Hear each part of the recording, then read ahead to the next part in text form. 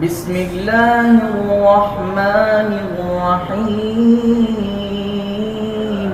السلام علیکم ورحمۃ اللہ وبرکاتہ۔ امام بخاری میڈیا سینٹر کی طرف سے آپ کو سوالات کرنے کی اجازت ہے۔ آپ اپنے سوالات ہمیں ای میل ایڈریس shahg@jibpk.org پر، ہمارے واٹس ایپ نمبر 0345766766 پر، اور ہمارے فیس بک پیج پر www.fb.com/jibpk۔ آپ اپنے تمام سوالات ہمیں ان ایڈریس پہ بھیج سکتے ہیں۔ آپ کے تمام سوالات کے جوابات انشاءاللہ بالتفصیل قرآن و حدیث کی روشنی میں ویڈیو سیریز کی صورت میں دیے جائیں گے۔ جزاکم اللہ خیرا۔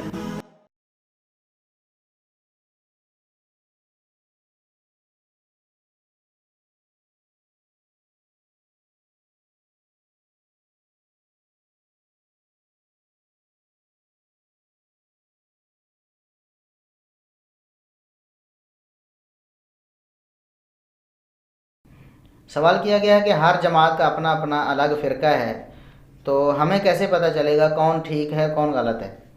بہت آسان بات ہے، بہت ہی آسان طریقہ ہے۔ اللہ کے رسول صلی اللہ علیہ وسلم نے ارشاد فرمایا، یہ سنن ابن ماجہ کی حدیث ہے 3993 نمبر۔ آپ صلی اللہ علیہ وسلم نے ارشاد فرمایا، ان بنی اسرائیل افترقت علی 71۔ بنو اسرائیل جو تھے وہ 71 فرقوں میں بٹ گئے تھے، ان کے 71 فرقے بن گئے تھے، 71 گروہ بن گئے تھے جن کے عقائد و نظریات آپس میں مختلف تھے۔ وَإِنَّ أُمَّتِي سَتَفْتَرِقُ عَلَىٰ 72 فِرْقَةً، اور میری امت کے 72 فرقے بنیں گے، 70 اور 2 72، یعنی بنی اسرائیل سے ایک زیادہ فرقہ بنے گا۔ اب یہاں قابل غور بات ہے کہ ابھی ہمیں جب نظر آتے ہیں جماعتیں ہیں، گروہ ہیں، مختلف تحریکیں ہیں، تنظیمیں ہیں، وہ تو شاید ہزاروں نہیں لاکھوں کی تعداد میں ہوں گی مسلمانوں میں۔ تو یہ جو فرمایا گیا 72 فرقوں میں تقسیم ہوں گے، یہ اصل میں عقائد اور اعمال کی درجہ بندی کی گئی ہے کہ ایک خصوصاً عقائد کے حوالے سے، کہ ایک گروہ کے عقائد ہیں، دوسرے گروہ کے بھی اس سے ملتے جلتے ہیں، تیسرے گروہ کے بھی اس سے ملتے جلتے ہیں، تو وہ ایک ہی گروہ شمار ہوگا۔ اور پھر اسی طرح مثلا جو خروج کا ایک عقیدہ اور نظریہ ہے، خارجی لوگ ہیں، یہ خارجی فکر بہت سارے اور گروہوں میں بھی پائی جاتی ہے۔ اب دنیا میں خارجی گروہ نام کا کوئی گروہ نہیں ہے جو اپنے آپ کو خارجی کہتا ہو، لیکن بہت سے گروہ ایسے ہیں جن میں وہ خروج کی فکر موجود ہے، مسلمانوں کی تکفیر ہے، مسلمانوں کے خلاف لڑائی ہے، مسلمان حکمرانوں کے خلاف اسلحہ اٹھا کر اس طرح کی مسلح بغاوت ہے، یہ بہت ساری باتیں مسلمانوں میں بہت سارے فرقوں میں موجود ہیں، تو وہ ایک ہی فرقہ کہلائے گا، خوارج والا۔ اسی طرح اور بہت ساری تقدیر کے حوالے سے ہیں، ایمانیات کے حوالے سے ہیں، بدعات کے حوالے سے۔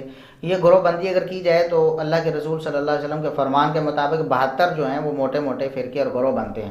آپ نے فرمایا کہ کلھا فی النار الا واحدہ، سب کے سب جہنم میں جائیں گے، سب کے سب اللہ کے عذاب کے مستحق ہوں گے سوائے ایک گروہ کے، ایک فرقے کے، الا فرقۃ واحدہ، سوائے ایک فرقے کے۔ وہ کون سا؟ وہی الجماعت، اصل میں جماعت وہی ہے، مسلمانوں کی جو جماعت تھی وہ وہی فرقہ ہوگا وہ بھی فرقہ۔ یعنی ظاہر ہے کہ اگر ایک چیز کو 72 ٹکڑوں میں تقسیم کر دیا جائے تو ایک ٹکڑا جو 72واں ہے وہ بھی تو پھر ٹکڑا ہی ہے۔ مثال کے طور پر اگر اس کا سر چھوڑ کر آگے آگے تقسیم کیے جائے، کسی سانپ کے ٹکڑے کیے جائیں، سر کا ایک ٹکڑا ہے، پھر اس کے دھڑ کا ایک ٹکڑا، 2 ٹکڑے 3 ٹکڑے، اور اس کی جو دم ہے اس کا ایک ٹکڑا ہے۔ اب ظاہر ہے سر بھی ایک ٹکڑا ہے اور باقی بھی سارے ایک ایک ٹکڑے ہیں، لیکن ایک ٹکڑا وہ ہے جو اپنی جگہ پر قائم ہے، اپنی اصل پر قائم ہے، وہ اپنی جگہ سے نہیں ہٹا، دوسرے فرقے اس سے جدا جدا ہو کر سائڈ پہ ہوتے گئے، تو وہ ہے فرقہ واحدہ، جس کو اللہ کے رسول صلی اللہ علیہ وسلم نے جنتی قرار دیا ہے۔ اور دیگر احادیث میں بہت ساری نشانیاں بھی اس کی موجود ہیں کہ لا تزال طائفۃ من امتی ظاہرین علی الحق، کہ ایک گروہ میری امت کا ہمیشہ حق پر غالب رہے گا، دلائل کی دنیا میں کبھی مات نہیں کھائے گا، وہ قرآن و سنت کے دلائل سے ہمیشہ مزین رہے گا، ان کو کوئی گمراہ فرقہ ان کو ذلیل اور رسوا نہیں کر سکے گا، ان کو پست نہیں کر سکے گا حتیٰ کہ قیامت قائم ہو جائے گی۔ تو یہ ایک فرقہ اور ایک گروہ جس کو اللہ کے رسول صلی اللہ علیہ وسلم نے جماعت قرار دیا ہے، وہ قیامت تک رہے گا اور اپنی اصل پر قائم رہے گا۔ اصل کس کو کہتے ہیں؟ قرآن و سنت کو کہتے ہیں۔ اب قرآن و سنت کا نام تو بہت سارے لوگ لیتے ہیں، لیکن پھر کسی کے ذہن میں یہ اشکال آئے گا، جی دیکھیں قادیانی اور شیعہ بھی تو قرآن و سنت کا نام لیتے ہیں، منکرین حدیث بھی قرآن و سنت کا نام لیتے ہیں، بریلوی اور دیوبندی بھی قرآن و سنت کا نام لیتے ہیں، اہل الحدیث بھی قرآن و سنت کا نام لیتے ہیں۔ ان میں سے قرآن و سنت کا دعویٰ سچا کس کا ہے وہ آپ پرکھ سکتے ہیں، کوئی مشکل نہیں ہے۔ آپ قرآن کریم کو ترجمے کے ساتھ پڑھیں، احادیث رسول ان کے ترجمے اپنے گھروں میں رکھیں اور ان کو پڑھیں، اور پھر سلف صالحین کا طریقہ اور انداز اپنے سامنے رکھیں کہ مثلا قرآن کریم کی ایک آیت ہے، اس سے ایک گمراہ شخص اپنے گمراہی والے نظریات اور عقائد ثابت کرنا چاہتا ہے، جیسا کہ غلام احمد قادیانی دجال نے اپنی نبوت کو قرآن کی کئی آیات سے ثابت کرنے کی کوشش کی، اور آج بھی اس کے حواری قرآن کی کئی آیات سے اپنے مرزا کی نبوت ثابت کرنے کی کوشش کرتے ہیں۔ حالانکہ وہ دجال ہے، جھوٹا شخص تھا، مسلمانوں نے بالاتفاق ان کو کافر قرار دے کر، مرتد قرار دے کر اسلام سے ان کو خارج کر دیا۔ اب استدلال ان کا بھی قرآن سے ہے، ہمیں کیسے پتہ چلے گا کہ ان کا استدلال قرآن سے درست ہے کہ نہیں؟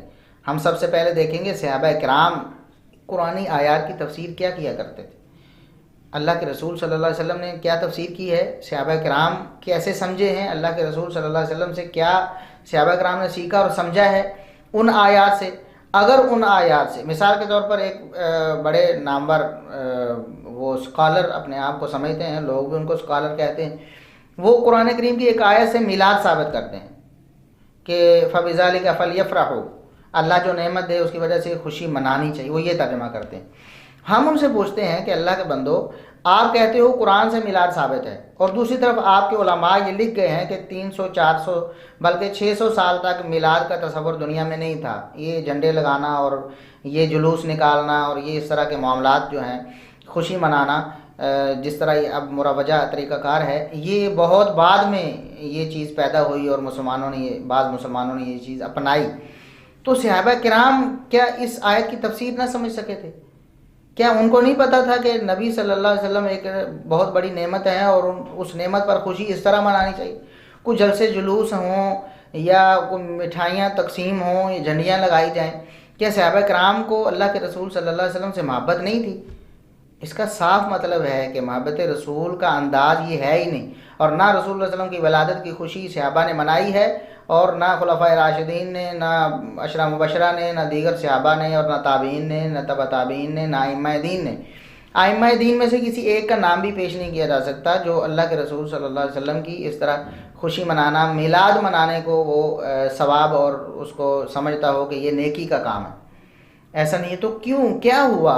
کیا ہمارے جو سلف صالحین تھے، صحابہ تابعین اور ائمہ دین، وہ قرآن کریم کی تفسیر بھی نہیں سمجھتے تھے؟